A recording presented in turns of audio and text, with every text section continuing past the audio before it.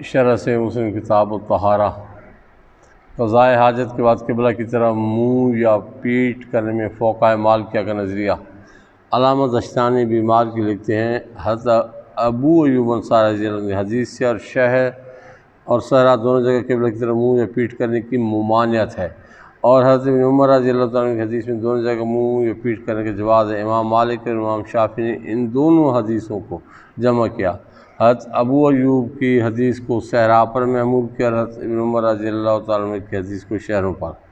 علامہ مازری مالکی نے کہا کہ صحرا میں قبلہ کی طرف منہ یا پیٹھ کرنے پر فقہاء کا اتفاق ہے، اور شہروں کے بیت الخلاء میں اختلاف ہے، اور وجہ اختلاف کی یہ ہے کہ حضرت ابو ہریرہ رضی اللہ تعالیٰ عنہ سے قبلہ کی طرف منہ یا پیٹھ کرنے کی ممانعت عام ہے، اس میں صحرا یا شہر کی قید نہیں ہے، اور اس کے معارض حضرت ابن عمر رضی اللہ تعالیٰ عنہما کی حدیث ہے جس میں ہے کہ رسول اللہ صلی اللہ علیہ وسلم بیت الخلاء میں بیت المقدس کی طرف منہ مبارک اور کعبہ کی طرف پیٹھ مبارک کر کے بیٹھے ہوئے تھے۔ پس جس شخص نے رسول اللہ صلی اللہ علیہ وسلم کے قول کو آپ کے فعل پر مقدم کیا، اس نے مطلقاً منع کیا ہے، اور جس نے قول کو فعل کے قائم مقام کیا، اس نے اس قول کے عموم میں حضرت ابن عمر رضی اللہ تعالیٰ عنہ کی حدیث کی وجہ سے تخصیص کر دی۔ دوسری وجہ یہ ہے کہ جس نے ممانعت کی علت قبلہ کی تقریم قرار دی، اس نے صحرا اور شہروں دونوں میں منع کیا، اور جس نے کہا ممانعت کی علت یہ ہے کہ قبلہ کی طرف منہ کر کے فرشتے نماز پڑھتے ہیں، اس نے شہروں کے بیت الخلاء میں اجازت دی، کیونکہ بیت الخلاء کی دیوار اس کے اور فرشتوں کے درمیان حائل اور حجاب بن جاتی ہے۔ علامہ مازری کی تقریر میں غور کیا جائے تو امام ابو حنیفہ کے مسلک کی ترجیح ظاہر ہوتی ہے، کیونکہ قول فعل پر مقدم ہوتا ہے، اس لیے کہ فعل کبھی شارع علیہ السلام کی خصوصیت بھی ہوتا ہے۔ نیز جب حلال اور حرام کے دلائل میں تعارض ہو تو حرام کے دلائل کو ترجیح دی جاتی ہے، اس لیے صحیح یہی ہے کہ قضاء حاجت کے وقت قبلہ کی طرف منہ یا پیٹھ مطلقاً نہ کی جائے، خواہ صحرا ہو یا شہر، اور یہی قبلہ کی تعظیم اور تکریم کا تقاضا ہے۔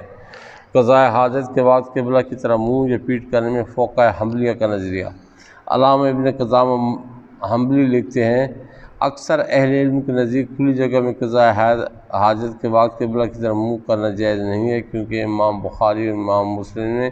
حضرت ابو ایوب انصاری رضی اللہ تعالیٰ سے روایت کی ہے کہ رسول اللہ صلی اللہ علیہ وسلم نے فرمایا، جب تم میں سے کوئی شخص بیت الخلاء میں جائے تو قبلہ کی طرف منہ کرے، نہ قبلہ کی طرف پشت کرے، لیکن مشرق یا مغرب کی طرف منہ کرے۔ حضرت ابو ایوب نے کہا، ہم شام میں گئے تو ہم نے کعبہ کی طرف بیت الخلاء بنے ہوئے دیکھے، ہم کعبہ سے انحراف کر کے بیٹھتے اور اللہ عز و جل سے استغفار کرتے۔ اور امام مسلم نے حضرت ابو ہریرہ رضی اللہ تعالیٰ سے روایت کی ہے کہ رسول اللہ صلی اللہ علیہ وسلم نے فرمایا، جب تم میں سے کوئی شخص قضاء حاجت کے لیے بیٹھے تو قبلہ کی طرف منہ کرے، نہ قبلہ کی طرف پیٹھ کرے۔ عروہ بن ربیعہ اور داؤد نے کہا قبلہ کی طرف منہ اور پیٹھ کرنا جائز ہے، کیونکہ امام ترمذی نے حضرت جابر رضی اللہ عنہ سے روایت کیا ہے کہ رسول اللہ صلی اللہ علیہ وسلم نے قبلہ کی طرف منہ کرنے سے منع کیا، پھر میں نے آپ کو وصال سے 1 سال پہلے دیکھا، آپ قبلہ کی طرف منہ کر کے پیشاب کر رہے تھے۔ یہ حدیث نسخ کی دلیل ہے اور اس کی تقدیم واجب ہے۔ میں کہتا ہوں کہ ممانعت کی حدیث بخاری اور مسلم کی صحیح حدیثیں ہیں، اور امام ترمذی کی یہ روایت ان کی تصحیح کے مطابق حسن غریب ہے، اس لیے ممانعت کی حدیث اس حدیث پر مقدم ہے۔ سیدی ہماری دلیل ممانعت کی احادیث صحیحہ ہیں، اور حضرت جابر کی حدیث میں یہ احتمال ہے کہ انہوں نے آپ کو کسی عمارت میں دیکھو یا وہاں کوئی حاجب اور حائل ہو، اور احتمال کے ساتھ نسخ ثابت نہیں ہوتا، اس لیے ترمذی کی حدیث کو عمارت پر محمول کرنا واجب ہے تاکہ احادیث میں موافقت ہو۔ جب کوئی عمارت ہو یا کوئی حاجب ہو تو پھر قبلہ کی طرف منہ کرنے میں 2 قول ہیں۔ امام ابو حنیفہ اور امام اور ثوری کا قول یہ ہے کہ اب بھی قبلہ کی طرف منہ یا پیٹھ کرنا جائز نہیں ہے، کیونکہ احادیث صحیحہ میں بالعموم ممانعت کی گئی ہے۔ نمبر 2، عمارتوں میں قبلہ کی طرف منہ اور پیٹھ کرنا جائز ہے، وہ یہ حضرت عباس اور حضرت ابن عمر رضی اللہ تعالیٰ عنہ سے مروی ہے امام مالک، امام شافعی اور ابن المنذر کا بھی یہی قول ہے، یہی صحیح ہے، جیسے کہ حضرت جابر کی حدیث کے بیان کردہ مومل سے ظاہر ہے۔ امام احمد سے ایک روایت یہ بھی ہے کہ خالی جگہ اور عمارت دونوں جگہ قبلہ کی طرف پیٹ کرنا جائز ہے، کیونکہ امام بخاری اور امام مسلم نے حضرت ابن عمر رضی اللہ تعالیٰ عنہ سے روایت کیا ہے کہ ایک دن میں حضرت حفصہ رضی اللہ تعالیٰ عنہ ام المومنین کے گھر مبارک پر چڑھا تو دیکھا کہ نبی پاک صلی اللہ علیہ وسلم قضائے حاجت کر رہے تھے۔ آپ کا منہ مبارک شام کی طرف تھا اور کعبہ کی طرف پیٹھ مبارک تھی۔ میں کہتا ہوں کہ حضرت ابن عمر رضی اللہ تعالیٰ عنہ کو دیکھنے میں خطا واقع ہوئے، کیونکہ ایسی حالت میں کسی عام شخص کو بھی غور سے نہیں دیکھا جاتا، چاہے جائے کہ نبی پاک صلی اللہ علیہ وسلم کو۔ ثانیاً یہ ہو سکتا ہے کہ آپ کی پیٹھ مبارک سمت کعبہ کی طرف ہو، عین کعبہ کی طرف نہ ہو۔ ثالثاً یہ بھی ہو سکتا ہے کہ یہ آپ کی خصوصیت ہو، کیونکہ کعبہ کی تعظیم ہم پر واجب ہے، آپ پر نہیں ہے۔ رابعاً جب تحریم اور اباحت میں تعارض ہو تو تحریم کو ترجیح ہوتی ہے، اس لیے صحیح یہی ہے کہ قضاء حاجت کے وقت کعبہ کی طرف منہ یا پیٹھ کرنا مطلقاً ممنوع ہے، خواہ شہر ہو یا صحرا، اور یہی امام ابو حنیفہ رحمہ اللہ کا مذہب ہے۔ قضاء حاجت کے بعد قبلہ کی طرف پیٹھ منہ کرنے میں فقہاء احناف کا نظریہ۔ امام بخاری روایت کرتے ہیں، حضرت ابو ایوب انصاری رضی اللہ تعالیٰ بیان کرتے ہیں کہ رسول اللہ صلی اللہ علیہ وسلم نے فرمایا، جب تم میں سے کوئی شخص بیت الخلاء آئے تو قبلہ کی طرف منہ کرے، نہ قبلہ کی طرف پشت کرے، مشرق کی طرف منہ کرو یا مغرب کی طرف۔ اس حدیث کو امام مسلم نے بھی روایت کیا ہے۔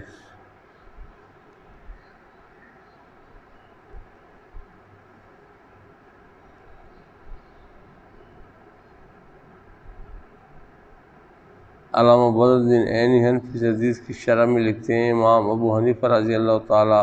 عنہ نے اس حدیث سے یہ استدلال کیا ہے کہ بول اور براز کے وقت قبلہ کی طرف منہ کرنا جائز ہے، نہ قبلہ کی طرف پیٹھ، خواہ صحرا، کھلا میدان ہو یا کوئی عمارت ہو۔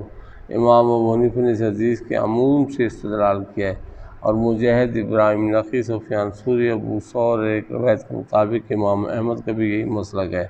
اور اس حدیث کے راوی حضرت ابو ایوب انصاری رضی اللہ تعالیٰ عنہ کا بھی یہی مسلک ہے۔ نیز یہ ممانعت قبلہ کی تعظیم کی وجہ سے، اور وہ صحرا اور عمارت دونوں میں موجود ہے۔ اگر عمارت میں جواز دیوار کے حائل ہونے کی وجہ سے ہے تو صحرا میں بھی دور دراز کے شہر حائل ہیں، اور ان شہروں اور کعبہ کے درمیان متعدد پہاڑ حائل ہیں، خصوصاً اس لیے کہ زمین گول ہے، اس لیے صحرا اور کعبہ میں بالکلیہ موازات نہیں ہے۔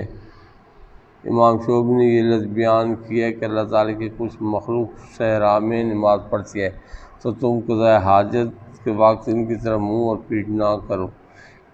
علت صحرا میں ہے، عمارت میں نہیں ہے۔ امام شعبی کی بیان کردہ یہ علت نص حدیث کے معارض ہے۔ فقہاء احناف نے اس حدیث کے علاوہ اور متعدد احادیث سے استدلال کیا جن کی تفصیل حسب ذیل ہے۔ امام ابن حبان نے سند صحیح کے ساتھ حضرت عبداللہ بن حارث بن جز سے روایت کیا ہے، میں پہلا وہ شخص ہوں جس نے نبی پاک صلی اللہ علیہ وسلم کو یہ فرماتے سنا ہے، تم میں سے کوئی شخص قبلہ کی طرف منہ کر کے پیشاب نہ کرے۔ نمبر 2، امام ابن ماجہ اور امام ابو داؤد حضرت معقل بن ابی معقل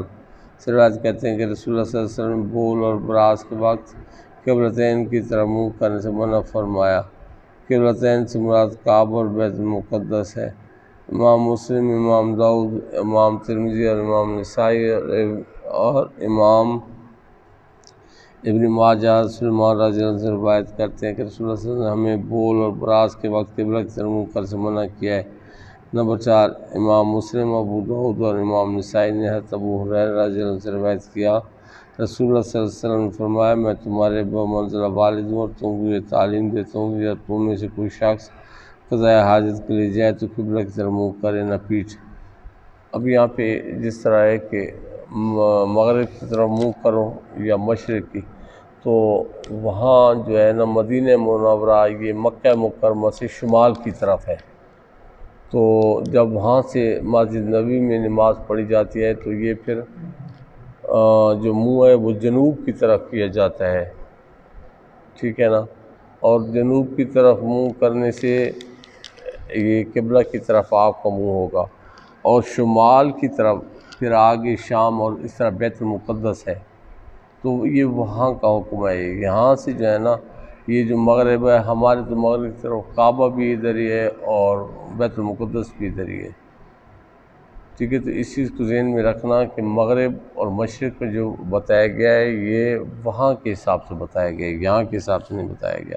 وَمَا عَلَيْنَا إِلَّا الْبَلَاغُ الْمُبِينُ۔ کل انشاءاللہ جو ہے نا وہ موضوع پر مسح کے متعلق ایک لمبا باب ہے، مسح کے بارے میں بڑے مسائل ہیں، انشاءاللہ کل بیان ہوں گے۔